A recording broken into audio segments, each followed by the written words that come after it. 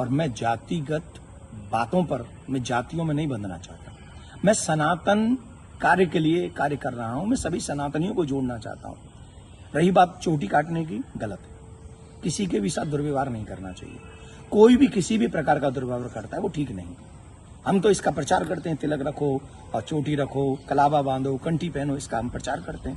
रही बात दूसरी कि जो लोग जातियों के लिए, मैंने तो देखा कि एक गांव में घटना घटी और उसमें बड़े बड़े देश के बड़े नामचीन नेता आकर बयान दे रहे हैं और वो जातियों के विरोध में बयान दे रहे हैं और वो वही काम कर रहे हैं जो अंग्रेजों ने किया था।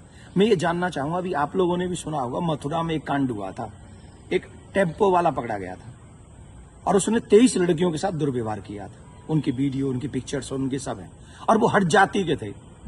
वो बच्चियां जो थी वो हट जाति की थी। तब कहां चले गए ये सारे मर्द? क्या एक पुरुष का मान सम्मान स्त्री के मान सम्मान से ज्यादा है? हम स्त्री के मान सम्मान के लिए क्यों नहीं खड़े हुए?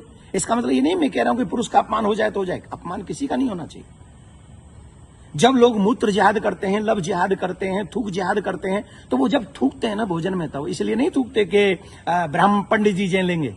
उसमें सब आते हैं, पंडित जी भी आते हैं, यादव जी भी आते हैं, सिंह साहब भी आते हैं, अग्रवाल जी भी आते हैं, चौधरी साहब भी आते हैं, लिमका भी आते हैं, ढिमका भी आते हैं, सब आते हैं। वो सबके लिए थूकते हैं, वो सबके लिए मूतते हैं, वो सबकी बहन बेटियों पे नजर रखते हैं। तब क्यों नहीं बोलते हम और आप सभी? बताइए, मैं जानना चाहता हूं। ये जितने भी लोग आज विवाद कर रहे हैं, ईमानदारी से बताइए, भगवान श्री राम किस लिए आए थे? वो तो क्षत्रिय थे। भगवान श्री कृष्ण किस लिए आए? वो तो यदुवंशी थे ना। किस लिए आए थे? बताइए मुझे, जरा जवाब दीजिए। जो अपनी अपनी जातियों के जो नेता बने बैठे हैं, मैं जानना चाहता हूं आपसे, जितने भी अवतार तुम्हारे सनातन में जिन पुराणों के अनुसार हुए, जिन पुराणों के अनुसार तुम अपने आप को हिंदू लिखते हो, किसके लिए अवतार हुए थे? वो धर्म की स्थापना के लिए हुए थे और धर्म की स्थापना करना ही हम सबका दायित्व है कि हम इस देश में धर्म की स्थापना करें, ना कि धर्म का खंडन करें।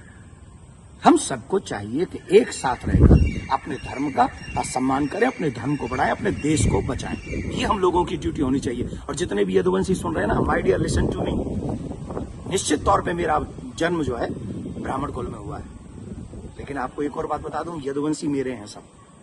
पूछिए कैसे?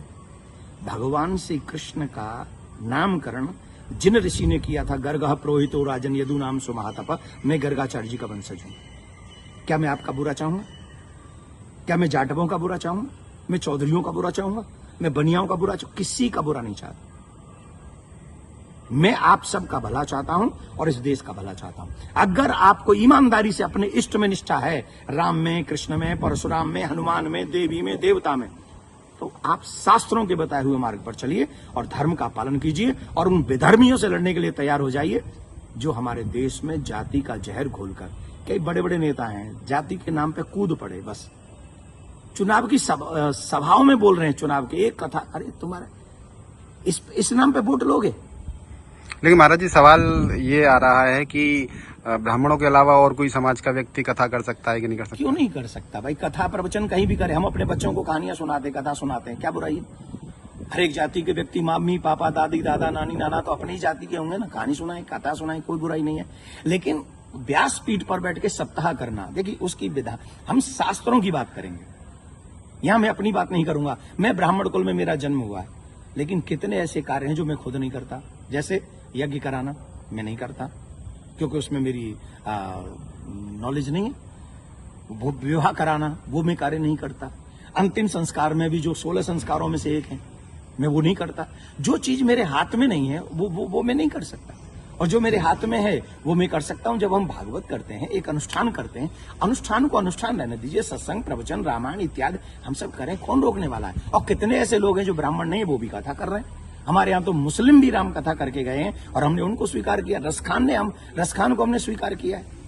रसखान के पद हम लोग गाते हैं। तो इसमें जाति के चक्कर मत पड़िए, जाति बंधन मत फैलाइए। मैं हाथ जोड़ के प्रार्थना करता हूं, आइए हम सब एक हों, सनातन देश और धर्म और आने वाली पीढ़ी को बचाएं। यही हमारा दायित्व है। जय श्री राम। लेकिन महाराज जी, एक सवाल और कि उनपे आरोप लग रहा है कि छेड़छाड़ की उस घटना में शामिल पाई गई। देखिए, न तो ये काम देवकी नंदन का है और न काम ये अखिलेश जी का और तेज प्रताप जी का है। जो चीजें हुई हैं अब कह रहे हैं कि 2 आधार कार्ड मिले हैं, कोई कह रहा है उनको छेड़खानी हुई है, कोई कह रहा है उनकी चोटी काटी, उनका अपमान किया गया। तो इसके लिए संविधान है, इसके लिए प्रशासन है, हमें बांटना नहीं है। प्रशासन अपना काम करे, जहां जो जिसकी गलती हो उसे सजा दे। पंडित जी की गलती है तो पंडित जी को सजा दे, यादव जी की गलती है तो यादव जी को सजा दे। लेकिन जो बड़े बड़े लोग हैं, जो बड़े बड़े पदों पर बैठे हैं, उन लोगों को जातिवाद फैलाकर समाज को लड़ाना नहीं चाहिए। ये अच्छी बात नहीं है। धन्यवाद।